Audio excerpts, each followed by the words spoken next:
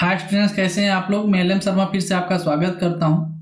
आज हम लोग फिर से complete JSSC previous year question series लेकर उपस्थित हुए हैं। इसमें आज हम सीरीज नंबर 3 को डिस्कस करेंगे और इससे रिलेटेड जो क्वेश्चंस पूछे गए थे इस सीरीज में उसको हम डिस्कस करेंगे।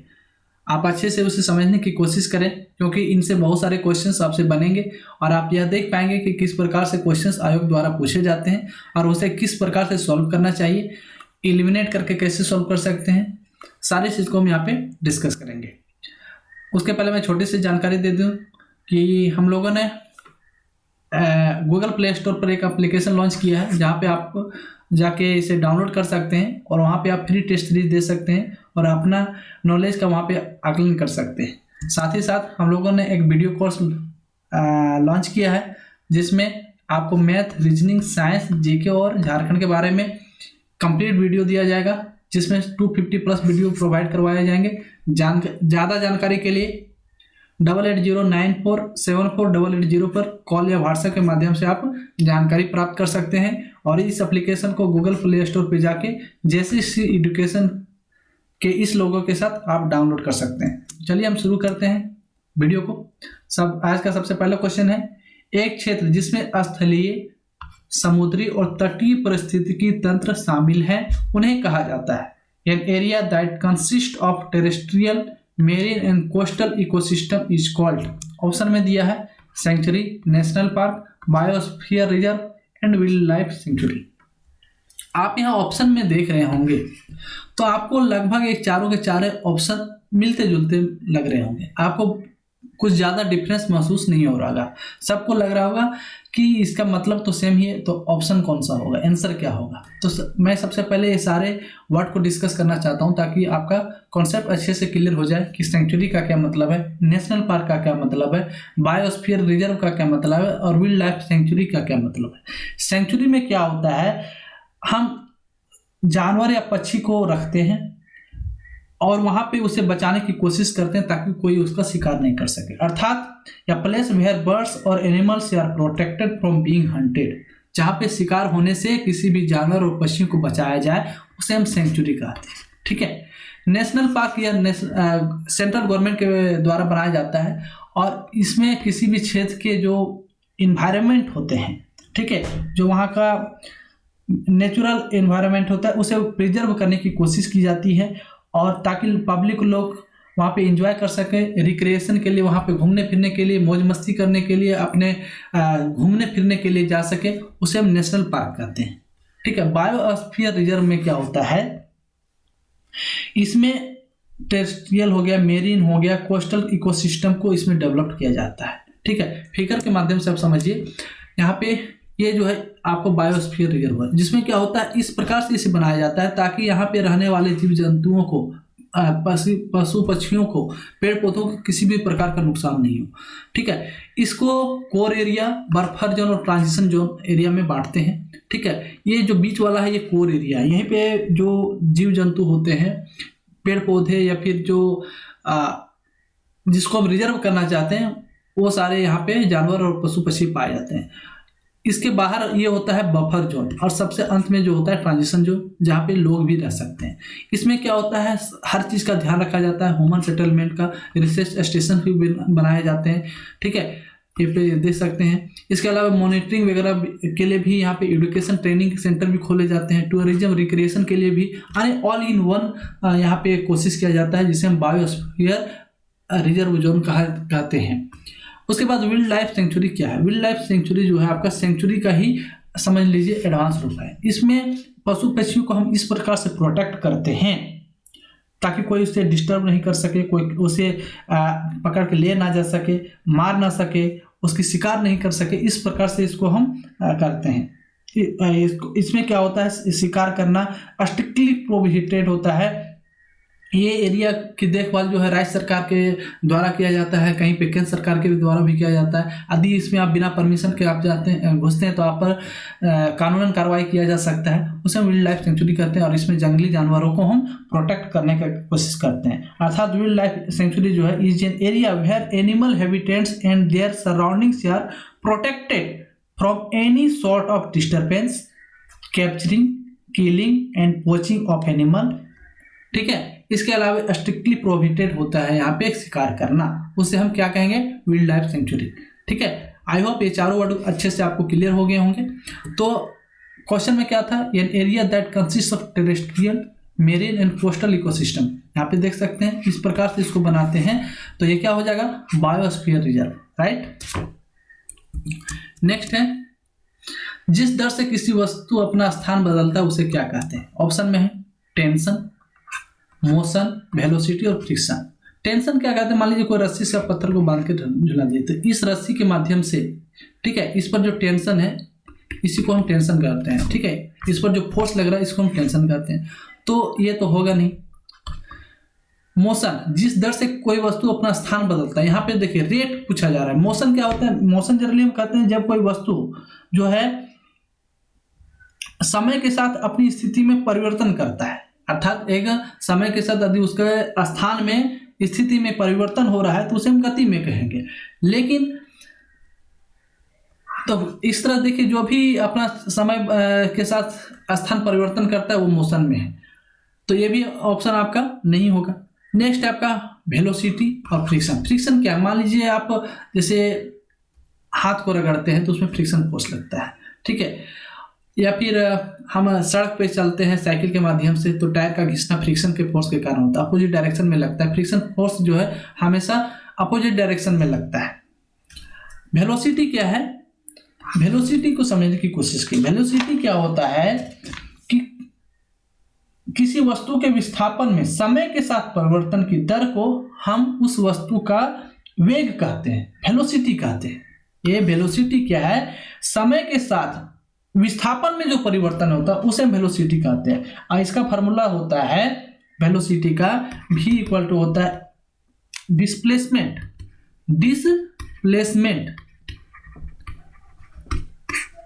By time.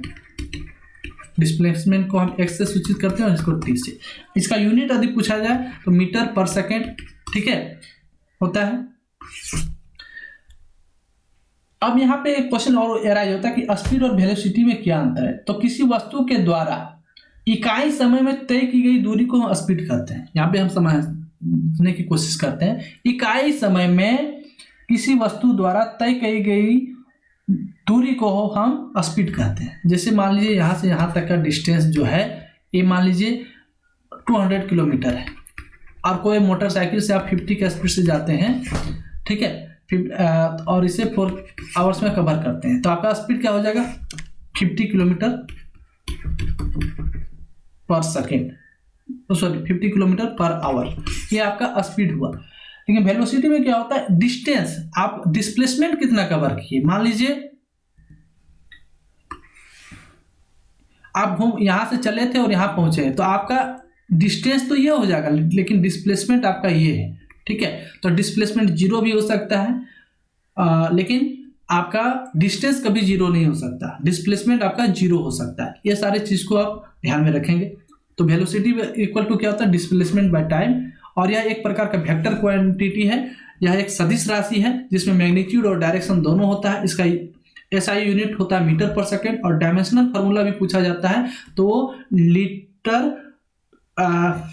टाइम पर सेकेंड का जो होता है उससे आप निकाल सकते हैं। कैसे निकाला जाता है ये मैं अपने फिजिक्स में ऑलरेडी बता चुका हूँ, ठीक है। और ज़्यादा डिस्कस करूँगा तो वीडियो लंबा हो जाएगा।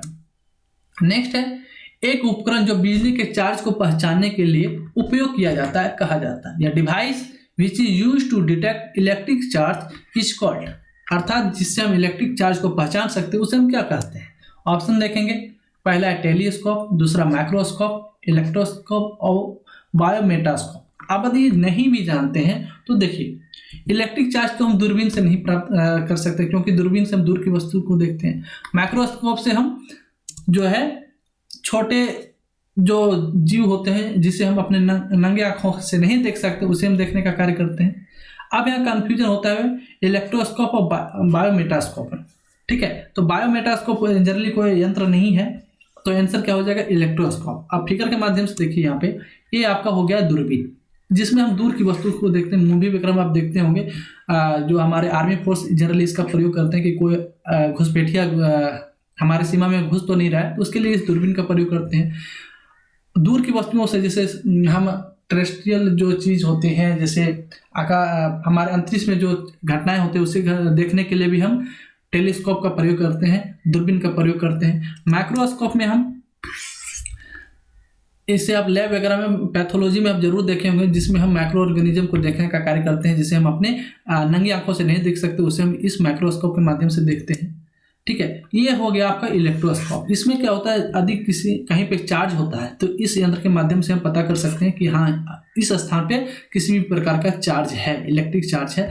ठीक है, इसमें अर्थ कनेक्शन होता है, मेटल रोड होता है, इंसुलेटर होता है, मेटेलिक डिस्क होता है, और इस सब का प्रयोग करके इसका प्रयोग किया जाता है। इसमें गोल्ड लिंक भी होता है, जिसमें क्या होता है, वाइब्रेशन होता है चार्ज के माध्यम से, और इससे हम पता कर पाते हैं।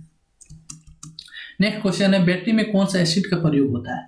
बैटरी में कौन सा एसिड का प्रयोग होता है? Hydrochloric acid, hydrobromic acid, sulphuric acid और नाइट्रिक एसिड। तो जनरली कंफ्यूजन इसमें हाइड्रोक्लोरिक और सल्फ्यूरिक में होता है, तो ये दोनों का तो आराम से आप एलिमिनेट कर सकते हैं।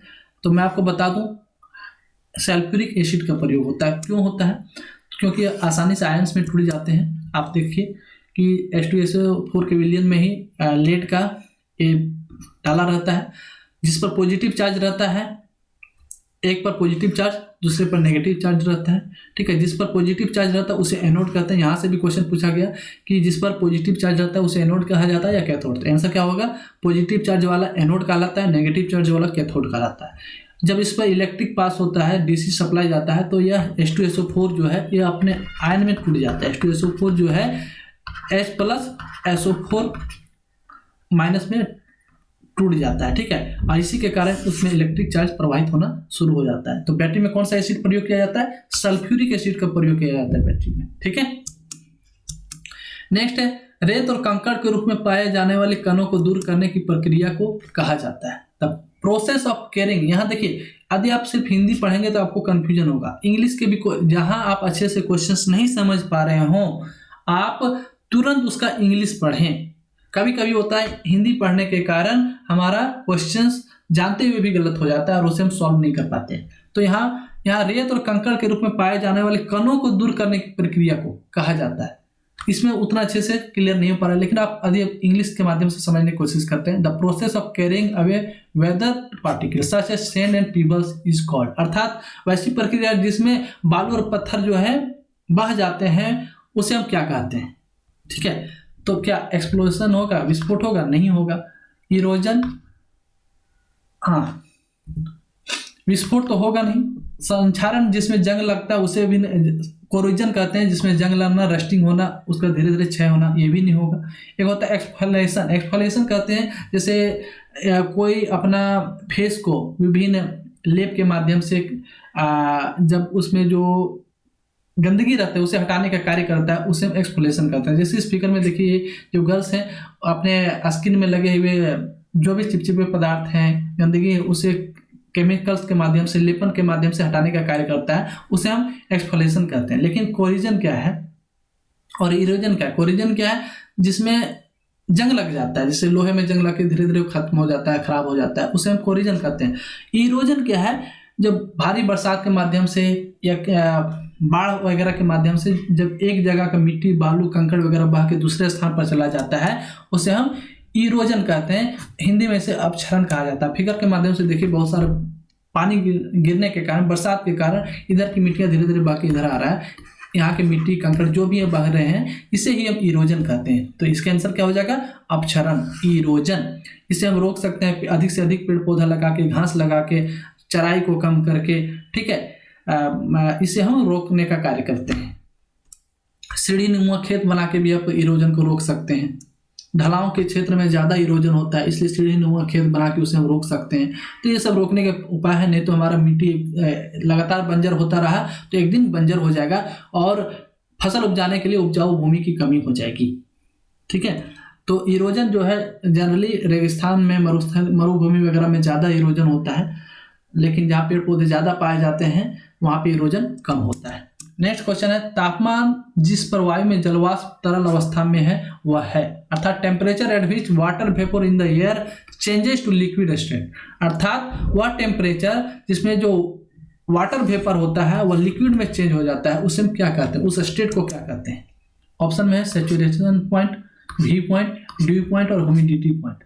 तो आंसर इसका आपका हो जाएगा ड्यू पॉइंट। आप ड्यू में क्या होता है, फिगर के माध्यम से देखिए, ये ड्यू में जो है, जो वायु में नमी के रूप में, जो वेपर के रूप में हमारा वाष्प रहता है, और जब वह उसको थोड़ा सा भी ठंडक मिलता है तो वह क्या होता है, फिर से लिक्विड फॉर्म में आ जाता है। ठीक है, और ये फिगर के माध्यम से आप देखिए, इस तरह की चीज़ें को आप देखे होंगे, खासकर ठंडा के समय में, इसी को हम ड्यू पॉइंट कहते हैं। आप क्या बोलते हैं, ये ड्यू गिरा हुआ है। ठीक है, सेचुरेशन पॉइंट क्या होता है कि जिस पॉइंट के बाद कोई चीज़ घुलना बंद हो जाता है। जैसे मान लीजिए ये ग्लास है, इसमें आप नमक को घोलिए, तो क्या होता है, नमक एक निश्चित मात्रा तक घोल रहे हैं तो घुलेगा, लेकिन लगातार आप नमक डालते जाएंगे तो वो क्या होगा, अंत में घुलना बंद होगा।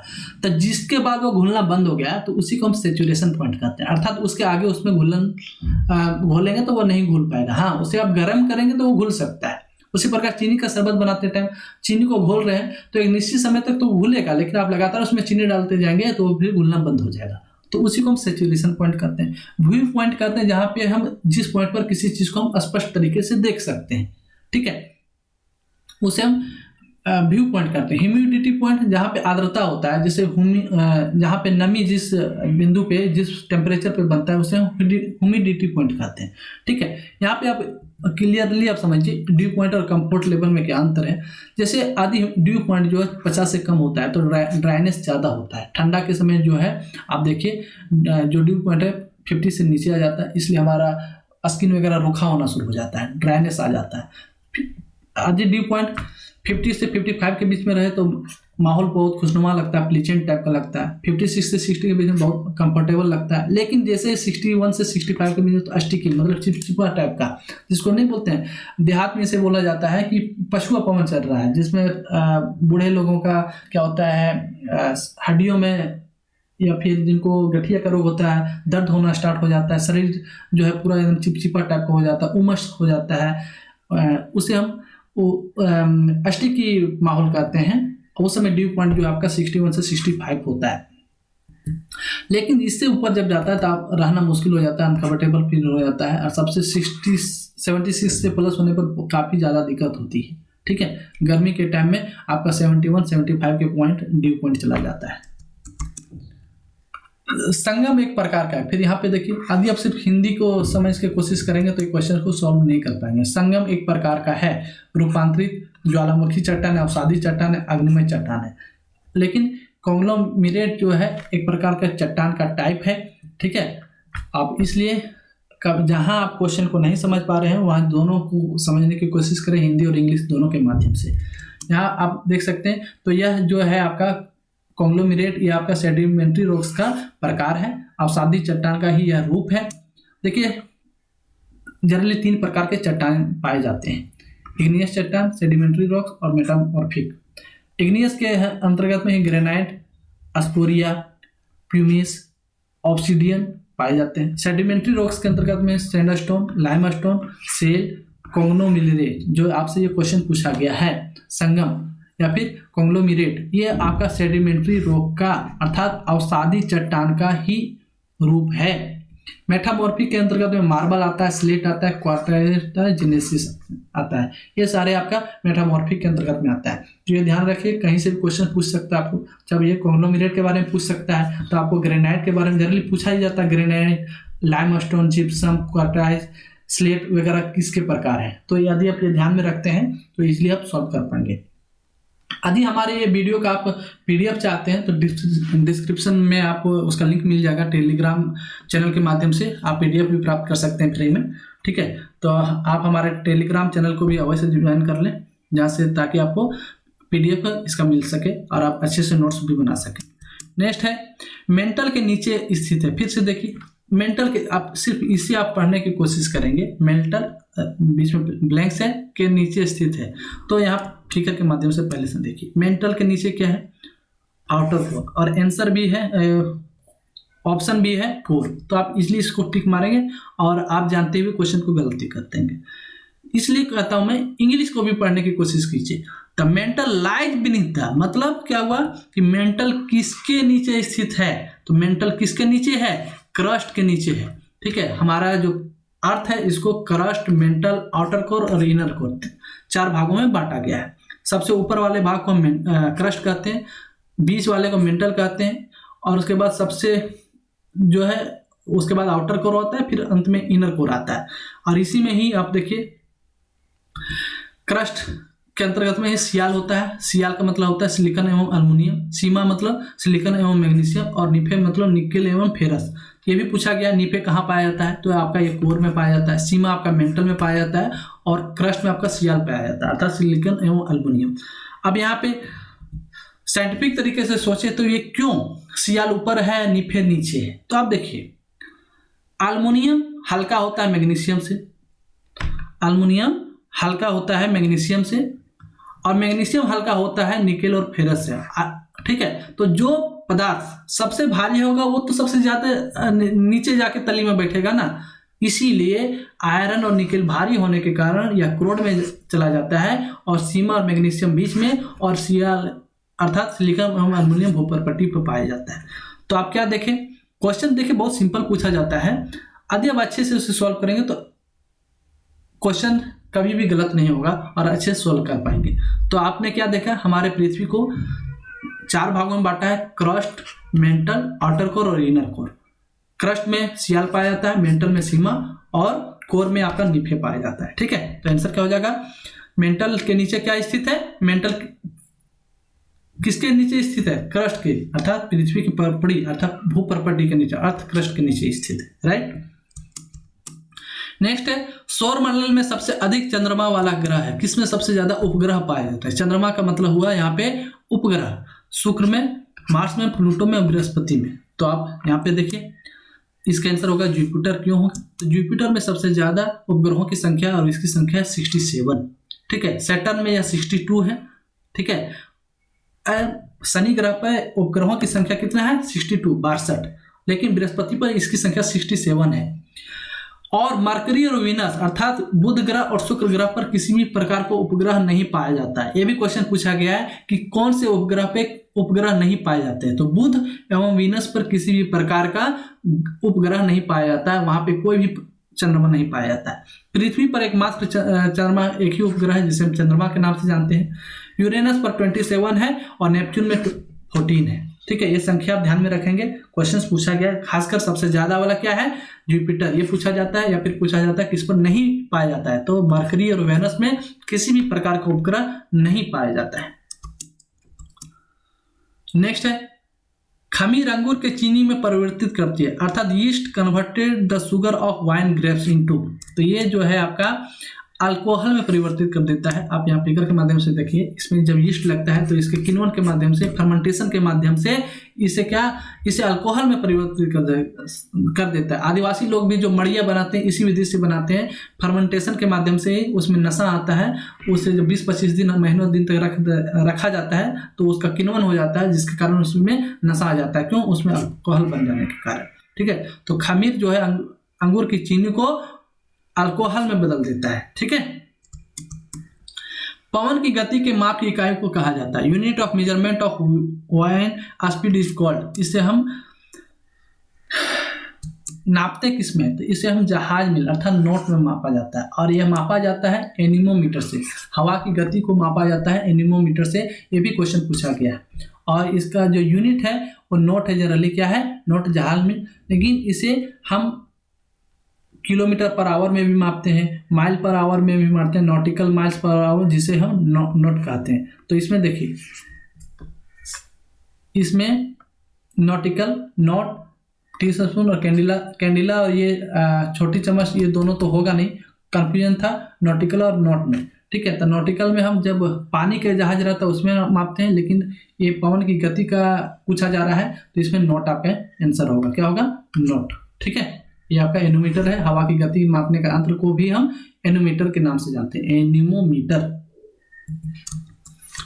नेक्स्ट है 10 खनिजों का एक पैमाना है जो बहुत सी नरम चौक से लेकर बहुत कठिन हीरे तक है। यह एक स्केल है जिसे हम मोहो स्केल के नाम से जानते हैं। ठीक है, ऑप्शन देखिए, magnitude scale, Mohs scale of hardness, ordinal scale, या फिर नॉमिनल स्केल ऑफ मेजरमेंट। तो आंसर इसका आपका मोह स्केल ऑफ हार्डनेस। इसमें क्या होता है, देखिए 1 से लेकर 10 तक हमारा कठोरता के आधार पर इन्होंने स्केल का निर्धारण किया था। सबसे फर्स्ट में आपका टाक, यही पूछा गया है, चौक से लेकर डायमंड तक, हीरे तक इन्होंने निर्धारण किया था। दूसरे नंबर पर जिप्सम, तीसरे पर कैल्साइट, चौथे पर फ्लोराइड, पांचवें पर एपेटाइट, फेल्सपर को इन्होंने छठे पर रखा, क्वार्टिज को इसमें 7th पे, टोपाज को 8 पे, कोरंडम को 9 पे, और सबसे जो हार्ड होता है, सबसे हार्ड अधातु क्या है, अधातु हो या धातु, सबसे हार्ड इसमें डायमंड होता है। ठीक है, इसी के आधार पर मोह ने इसका निर्धारण किया था। कब? 1822 में, 1822 में इन्होंने किया था। इनका पूरा नाम था फ्रेडरिक मोह। क्या था? फ्रेडरिक मोह। ठीक है, और इन्होंने चार्ट ऑफ रिलेटिव हार्डनेस का इन्होंने किया था। अभी आप इसका प्रयोग देखते हैं, आपका जो ग्लास बनता है मोबाइल का, इसी के आधार पर, जैसे बोलते हैं हमारा ये जो ग्लास है लेवल 6 लेवल 7 तक के स्क्रैच को सहन कर सकता है, तो वही चीज़ है, लेवल 6 लेवल 7 तक का भी आता है। अर्थात बालू में आते पत्थर पर जिस प्रकार से स्क्रैच आसानी से नहीं लगता है, उसी प्रकार से आपके उस ग्लास पे स्क्रैच नहीं लगेगा। तो ये जो लेवल 1 लेवल 6 है वो वहीं से है, मोह स्केल से ही इसका निर्धारण होता है। उत्तरी अटलांटिक महासागर पर उष्णकटिबंधीय चक्रवात को कहा जाता है tropical cyclones over the North Atlantic Ocean are called. क्या कहा जाता है? अटलांटिक महासागर में जो उष्णकटिबंधीय चक्रवात उठते हैं उसको किस नाम से जाना जाता है? क्वेश्चन पूछा गया है। ऑप्शन में है हरिकेन, साइक्लोन्स, अस्टॉर्म सर्जेस अर्थात तूफानी लहर, या फिर मूसलाधार बारिश। तो देखिए इसमें तूफानी लहर तो होगा नहीं, मूसलाधार बारिश भी नहीं होगा। ठीक है, अब कंफ्यूजन है, इसे हरिकेन कहा जाएगा या साइक्लोन्स कहा जाएगा। तो नाम पूछा जा रहा है, तो इसे हम देखेंगे तो इसे हरिकेन के नाम से जानते हैं। क्या जानते हैं? हरिकेन के नाम से जानते हैं। और यहाँ पे आप फिगर के माध्यम से देखिए, ये आपका नॉर्थ अटलांटिक बेसिन में जो चक्रवात उठता है उसे हम हरिकेन कहते हैं। साउथ पैसिफिक में जो उठता है उसे हम साइक्लोन्स कहते हैं। ऑप्शन में दोनों था, देखिए यहाँ पे हरिकेन भी था और साइक्लोन्स भी था। तो जो नॉर्थ अटलांटिक बेसिन में जो चक्रवात उठता है उसे हम हरिकेन के नाम से जानते हैं, और साउथ पैसिफिक में जो चक्रवात उठता है उसे हम साइक्लोन्स के नाम से जानते हैं। इसके अलावे ईस्टर्न नॉर्थ पैसिफिक में भी उसे हम हरिकेन के ही नाम से जानते हैं। वेस्टर्न नॉर्थ पैसिफिक में यदि ये उसे तो उसे हम टाइफून के नाम से जानते हैं। क्या जानते हैं? टाइफून के नाम से जानते हैं। और इंडियन ओशियन में अर्थात हिंद महासागर में भी जो चक्रवात उठता है उसे हम साइक्लोन्स के नाम से जानते हैं। अर्थात साउथ पैसिफिक और इंडियन ओशियन में, ठीक है, यदि चक्रवात उठे तो उसे हम साइक्लोन्स कहेंगे।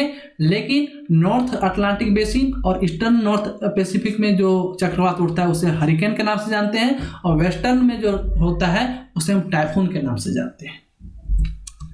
नेक्स्ट क्वेश्चन है, प्लांट सेल की दीवारों का एक बुनियादी संरचनात्मक घटक है या basic structural component of plant cell walls is, या किसका बना होता है? अर्थात प्लांट सेल की जो दीवार है, सेल वॉल जिसे कहते हैं, वो किसका बना होता है? तो यह सेल्यूलोज का बना होता है। सेल्यूलोज ग्लूकोज का ही रूप होता है। और कार्बोहाइड्रेट यदि पूछा जाए कि कार्बोहाइड्रेट किस रूप में सबसे ज़्यादा पाया जाता है, तो कार्बोहाइड्रेट आपका सेल्यूलोज के रूप में ही सबसे ज़्यादा पाया जाता है, जो कि पेड़ पौधों में पाया जाता है। अर्थात सेल वॉल जो है वो सेल्यूलोज की बनी होती है। फिगर के माध्यम से देखिए, ये जो आप ग्रीन टाइप का देख रहे हैं ये आपका सेल्यूलोज है, और प्लांट सेल के अंतर्गत में ही आपका न्यूक्लियस पाया जाता है, सेल वॉल पाया जाता है, साइटोप्लाज्म वगैरह, इंडोप्लाज्मिक रेटिकुलम वगैरह आदि पाया जाता है। तो ये जो ग्रीन आपको दिख रहा है ये आपका सेल्यूलोज का है।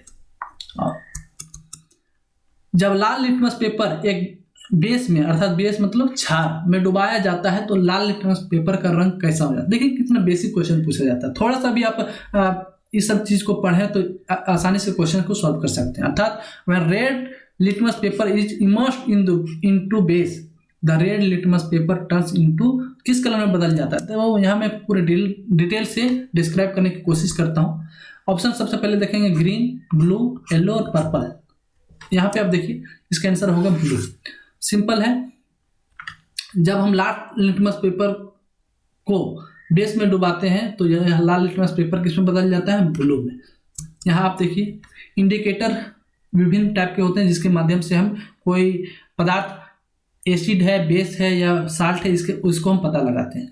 तो इसमें रेड कैबेज वाटर इंडिकेटर के रूप में कार्य करता है, रेड ओनियन वाटर भी है, टर्मेरिक वाटर भी है, ठीक है, नेफ्थलीन है, इसके अलावा बर्मिथॉल ब्लू भी है, रेड लिटमस है, ब्लू लिटमस है, यूनिवर्सल इंडिकेटर, ये सारे इंडिकेटर हैं। इसमें से जो पूछा जाता है जनरली आपसे red litmus paper, blue litmus paper, कभी कभी आपको फिनोप्थलीन के बारे में पूछ देता है।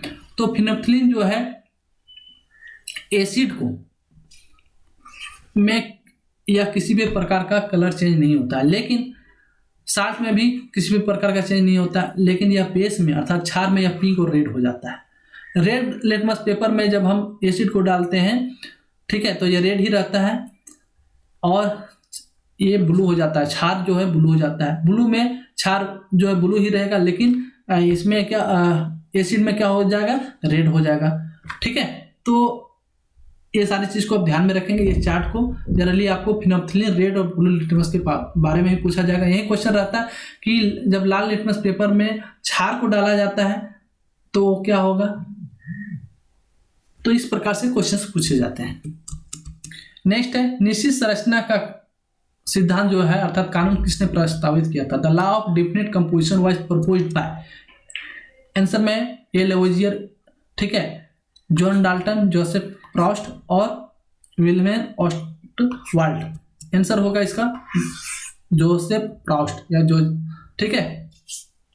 देखिए दो प्रकार के सिद्धांत हैं, एक है the law of definite composition और दूसरा the law of multiple proportion. Definite proportion को देने का कार्य किया था जोसेफ प्रॉस्ट ने, ठीक है, लेकिन ये लॉ ऑफ मल्टीपल प्रॉपर्टीज को देने का कार्य किया था डाल्टन मौजन ने 1804 ईस्वी में।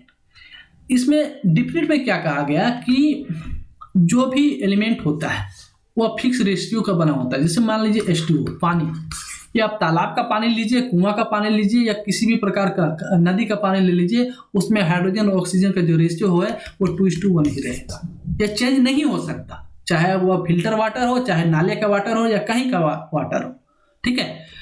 मल्टीपल प्रोपोर्शन जो डाल्टन महोदय ने दिया था, इन्होंने कहा था कि अधिक कोई एलिमेंट बनता है, तो मान लीजिए आयरन है, तो आयरन के विभिन्न परमाणुओं से मिलकर ही आयरन बनेगा, ठीक है। आयरन के जब बहुत सारे एटम मिलेंगे तो इस एलिमेंट का निर्माण होगा, तो ये law of multiple properties of state कहला है, ठीक है। तो यदि पूछा the law of definite composition किसने दिया, तो जोसेफ प्रॉस्ट ने दिया था, लेकिन law of multiple proportion states का जो सिद्धांत है जॉन डाल्टन महोदय ने 1840 में दिया था, ठीक है। नेक्स्ट क्वेश्चन है प्रक्रिया जिसके द्वारा कोशिका विभाजन के बाद दो कोशिकाओं को विभाजित किया जाता है is the process by which two cells split after cell division. Cell division में जब दो अलग अलग कोशिकाओं में बढ़ जाता है उसे क्या कहा जाता है, तो इसका हम साइटोकाइनेसिस के नाम से जानते हैं। इसका देखिए 4 फेज होता है। इसके अब ये जनरली पूछा जाता है कि मिटोसिस या साइटोकाइनेसिस में कितने फेज होते हैं, तो मिटोसिस में 4 फेज होते हैं, प्रोफेज, मेटाफेज, एनाफेज और टेलोफेज, ठीक है। इसमें प्रोफेज में क्या होता है, क्रोमोजोम जो एक जगह जमा हो जाता है, मेटाफेज में क्रोमोजोम फिर बीच में आके फैलता है, एनाफेज में क्या होता है, इसमें क्रोमेटाइड के रूप में बदलना शुरू हो जाता है, टेलोफेज में यह एक दो अलग अलग कोशिकाओं के रूप में एक तरह से दिखने लगता है, ठीक है। उसी प्रकार से साइटोकाइनेसिस में देखिए फाइनली 2 अलग अलग कोशिकाओं में बढ़ गया, तो इसे हम किस नाम से जानते हैं, साइटोकाइनेसिस के नाम से जानते हैं। मिट्टी में एक नया नाइट्रोजन फिक्सिंग बैक्टीरिया है, अर्थात मिट्टी में कौन सा बैक्टीरिया है जो नाइट्रोजन फिक्सिंग करता है, ठीक है, वो होता है राइजोबियम। आप सुने होंगे, ठीक है। राइजोबियम क्या होता है, आप देखिए ये जो दलहनी पौधों में के जड़ों में पाया जाता है, ये जो है आपका राइजोबियम है, ये एक प्रकार का बैक्टीरिया है। ये क्या करता है, वायुमंडल में जो नाइट्रोजन होता है उसको मिट्टी में लाने का कार्य करता है और पौधों के लिए यह उपयोगी होता है। इसलिए जो पेड़ जहाँ की भूमि बंजर हो जाती है या फिर अनउपजाऊ हो जाती है, यदि वहाँ दलहनी पौधा लगाते हैं तो अगले साल उसकी उपज अच्छी होती है, क्यों, उस मिट्टी में नाइट्रोजन की मात्रा बढ़ जाती है। वो कैसे होता है, देखिए इसमें जो राइजोबियम होता है, पेड़ पौधे डायरेक्ट वायुमंडल के नाइट्रोजन को उपयोग में नहीं ला सकते। ये बैक्टीरिया क्या करता है, इस नाइट्रोजन का फिक्सेशन शुरू करता है और इसे NO3- या फिर NH4+ में चेंज कर देता है, जो कि यह सोल्यूबल नाइट्रोजन होता है। इसके माध्यम से ही फिर यह पेड़ पौधे की जड़ों में पहुंचता है और फिर पेड़ पौधे से आसानी से ले पाते हैं। तो राइजोबियम जो है नाइट्रोजन फिक्सिंग का कार्य करता है। तो आंसर क्या हो जाएगा आपका राइजोबियम। नेक्स्ट क्वेश्चन है सबसे प्रचुर खनिज समूह है, द मोस्ट अबुंडेंट मिनरल ग्रुप। तो देखिए अलग अलग प्रकार के मिनरल ग्रुप होते हैं, जैसे कार्बोनेट हो गया, ऑक्साइड हो गया, सिलिकेट हो गया, सल्फाइड, लेकिन सबसे जो प्रचुर मात्रा में पाया जाता है वो सिलिकेट है। ये आपका 90% जो मिनरल्स हैं वो सिलिकेट से ही बिलोंग करते हैं, ठीक है। मात्र 10% में ही और ये सारे बचे हैं, ठीक है। ये आपका देखिए ये नॉन सिलिकेट और सिलिकेट में ही बांटा गया। ये आपका जो क्वार्टाइज हो गया, पोटेशियम फेल्सफर हो गया, ये सारा आपके सिलिकेट के ग्रुप में ही अंतर्गत में आते हैं। अर्थ क्रस्ट में जनरली जो हमारा जो लगभग 4000 टाइप के मिनरल्स पाए जाते हैं, जिसमें मात्र कुछ ही है जो बहुत तायत मात्रा में पाया जाता है, जबकि जो अन्य है वो बहुत कम मात्रा में पाए जाते हैं। ये 7 हैं जिसके माध्यम से चट्टान वगैरह का निर्माण होता है, जैसे silicate, carbonate, sulphate, oxides, halides, sulphides, native elements, ये सारे जो हैं आपका यही सारे जो है मिलके चट्टान का निर्धारण करते हैं, चट्टान बनाने का कार्य करते हैं। बाकी जो मिनरल्स होते हैं वो बहुत कम मात्रा में पाए जाते हैं। नेक्स्ट क्वेश्चन है कि किसमें सल्फर परमाणु एक या एक से अधिक धातु तत्व से बंधे होते हैं। ऑप्शन देके इस क्वेश्चन को आप आराम से सॉल्व कर पाएंगे। कार्बोनेट में सल्फर पाया ही नहीं जाता है, ऑक्साइड में भी सल्फर नहीं मिलता है, सिलिकेट में भी सल्फर नहीं है, उसमें SI होता है, ठीक है। तो आंसर क्या हो जाएगा सल्फाइड ऑप्शन। आराम से ये तीनों एलिमिनेट करके ही डायरेक्ट इसको बना सकते हैं। तो आंसर क्या हो जाएगा सल्फाइड में जो है सल्फर के परमाणु एक या एक से अधिक मेटल के साथ जुड़े होते हैं, बंधे हुए रहते हैं, ठीक है। तो आज के क्लास में इतना ही, फिर मिलते हैं नेक्स्ट सीरीज के साथ। तब तक के लिए जय हिंद, जय भारत, थैंक यू। आदि इसका आपको PDF चाहिए तो आप डिस्क्रिप्शन बॉक्स में आपको टेलीग्राम का लिंक दिया है, वहां ज्वाइन करके आप इसका PDF प्राप्त कर सकते हैं। Thank you.